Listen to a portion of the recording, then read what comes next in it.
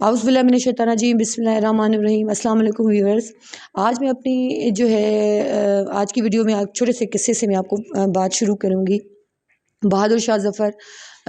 بادشاہ تھے، آپ کو پتہ ہے، اس کے بارے ہم جانتے ہیں۔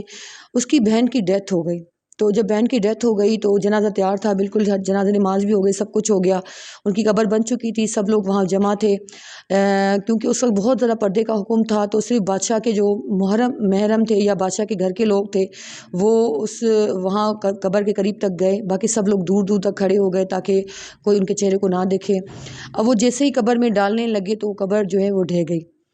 اب وہ بڑے پریشان ہو گئے، اب کیا کریں؟ انہوں نے واپس جنازہ رکھا، اسے ڈھانپ دیا اور چاروں طرف سے کناتے لگا کے، یعنی بند کر کے دوبارہ قبر کی کھودائی کی۔ اب یہ کسی کو بتا بھی نہیں رہتے کہ ہوا کیا ہے، کہ ایسے نہ ہو کہ لوگ پتہ نہیں کیا کیا باتیں کریں۔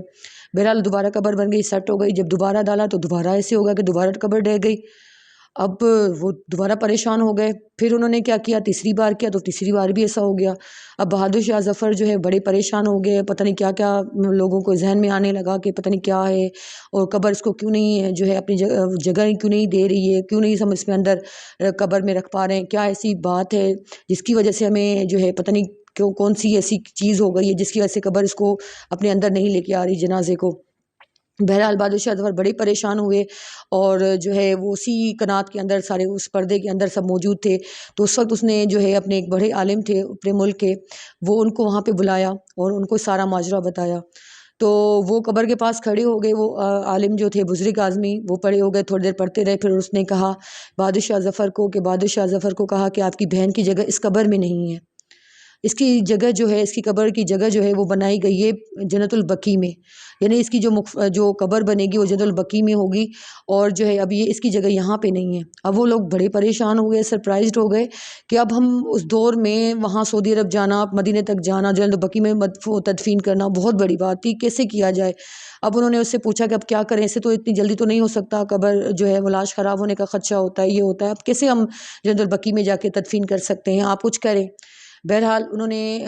بزرگ کو کہا، بزرگ نے دعائیں وائیں پڑھی کریں، پھر اللہ تعالیٰ سے عاجزی سے درخواست کی کہ اللہ تعالیٰ ہمارے پاس یعنی کہ اس وہ نہیں ہے کہ ہم وہاں تک پہنچ سکے، مدینے تک، اس کنڈیشن میں، اس طرح کے طریقے سے ہم لوگ اس میں تدفین کر رہے ہیں، پھر آپ بے شک ان کو یہ لے کے آپ جنت البقیع میں ان کو تدفین کر دیں، کیونکہ آپ کے لیے بے شک آپ یہ سب کچھ کر سکتے ہیں۔ تو انہوں نے بڑی گڑ گڑا کے دعا کی، سب لوگوں نے دعا کی، تو پھر ان کو قبر میں ڈالا گیا، تو قبر اس کو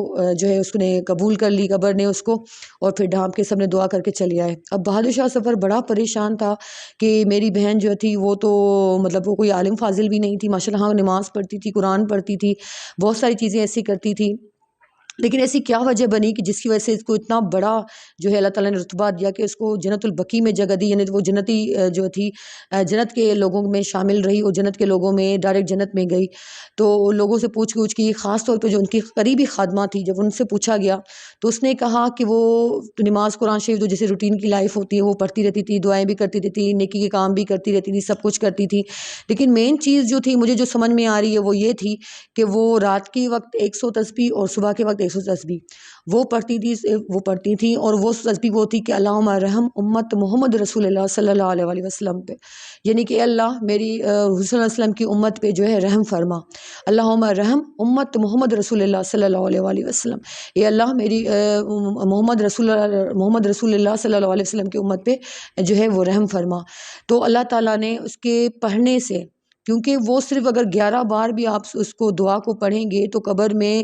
فرشتے پتہ نہیں کتنے تحفہ طائف لے کے وہ قبروں پہ آتے ہیں، مسلمانوں کی قبروں پہ آتے ہیں، اور ان کی مغفرت کرتے ہیں، ان کے جو چھوٹے چھوٹے گناہ ہوتے ہیں وہ سب ختم کر دیتے ہیں، ان کی قبر روشن ہو جاتی ہے اور ان کی مغفرت ہو جاتی ہے۔ تو 100 دفعہ رات کو پڑھنا اور 100 دفعہ دن میں پڑھنا، اور رسول اللہ علیہ وسلم کی امت کے لیے دعا کرنا ایک بہت بڑی بات تھی، جس کی وجہ سے اللہ تعالیٰ نے اس کو اتنا بڑا رتبہ دیا کہ اس کو جنت البقیع میں اس کی تدفین کی۔ تو آپ بھی کوشش کریں کہ اس طرح کی اللہ تعالیٰ کی،